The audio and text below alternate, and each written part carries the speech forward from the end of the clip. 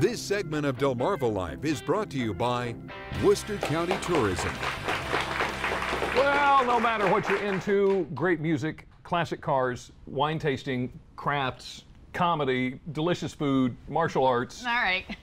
Whatever it is, you're sure to find it at a couple of upcoming events in Worcester County. And joining us to tell us more are Lisa Challenger, Director of Worcester County Tourism, and Jean Dunord, Chief Organizer of the Chesapeake Celtic Festival. Thank you, ladies, for joining us this afternoon. And thank you. Jean, I'm going to start with you. You really got into the spirit of the festival with your dress. Tell us about it. Well, I know you had hoped to have sheep and dogs here, so I'm second choice, but I figured a flashy dress might take up the slack. Yeah. And this is a dress in the old Celtic style, and we have here the shield that's on our program, and we're featuring this year the Year of the Dragon. So we have Mr. Dragon here. There you go. Look at that. Tell us a little bit more about the Year of the Dragon. The Year of the Dragon is because the dragon is traditionally the guardian of the Celtic lands. And for example, there's a dragon on the Welsh flag.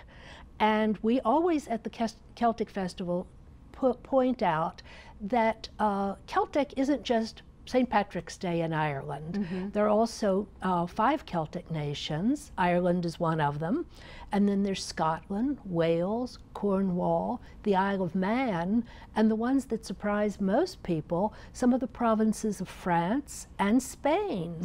Still speaking Gaelic and carrying on the old traditions. How about that? Okay, so at the Celtic Festival, what can we expect to see? Oh, there is something for everybody, literally. We've had 94-year-old people who have been tapping their toes and enjoying it, and we've had 2-year-old babies watching the dancing with their eyes as big as saucers. Oh my. And their pacifiers wiggling in time to the music.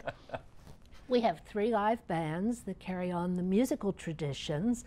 One of the bands will be actually playing more into the Celtic fusion, which brings it right into the 21st century. And they will play the old-time music as well. We have the fabulous Footsteps Irish dancers that always bring down the house. And we have comedian Seamus O'Reilly, who's our master of ceremonies. One of the big features of the event will be the food and drink. Ethnic food, everywhere from haggis to shepherd's pie. And whiskey tasting. And whiskey tasting. And wine tasting. And beer and ale and mead. Oh boy, that mead is terrific. All right. And of course, my favorite part, the sheep. The sheep and the dogs, and those dogs. When I'm around them, I could feel my IQ falling. They are so intelligent. And again, everywhere from 2 to 94, the people are watching in amazement as those dogs herd those sheep. It is amazing to see. And now we have some new events this year. One of them was at requests that came in from festival goers last year, and they said, why don't you put in a Celtic church service on Sunday morning?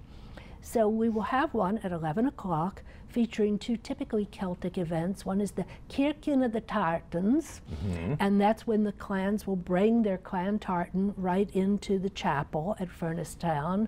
And it will also feature Flowers of the Forest, where we honor our departed who have passed over. Wow, that's going to be a wonderful And then event. we have a new event. We'll have antiques appraisals done by Charlene Upton's estate auctions. So you can bring your treasured family heirlooms and they'll be appraised free of charge. And that's part of the event. Well, we will cover all those event details here in just a second, just Great. to make sure that everybody knows about it. Let's switch gears a little bit, Lisa, and talk about the cruisers that are coming into Worcester County. Yeah, talk about sort of opposite events here. They come into Ocean City every year, and they have some satellite locations like downtown Berlin. So Main Street will be covered with these muscle cars and old classics and trucks, and it's quite a spectacle. And they are actually maxed out at how many participate in the whole event, which I think is over 2,000. Oh my And goodness. there's actually a parade on the boardwalk? There's a parade on the boardwalk each morning, Thursday, Friday, and Saturday, and that's a really popular event because people really do come out to see those cars and trucks. Wow. But lots of events going on at the Inlet, at the Convention Center, and at different satellite locations like Berlin, and they love their cars. And it's for the entire family. It is. It's great. Yes, it truly is. So something for everyone. In Furnace Town, you have the Celtic Festival with the dogs. Perfect location. And that is such a beautiful setting, I want to say. It Furnace is. Town lends itself just terrifically for that event. Yeah, absolutely. All right. Well, ladies, thank you so much for joining us this afternoon. So much information. We could do a whole show on just what's going on in Worcester County. And plenty more. So And go to the plenty more. website. There we go. And we'll have that link on delmarvalife.com. Yeah, you can get a complete lineup, including dates and times for both these events in Worcester County. DelmarvaLife.com. Click on the show tab, just like Jimmy said. Just like I said. Or I was going to say it. Still to come on Delmarva Life, The Mentalist premiered last night, CBS. We're going to take a little deeper look at the characters. But first, here's a look at what's coming up in the news on First at 5 on Fox 21 and later on WBOC News at 6.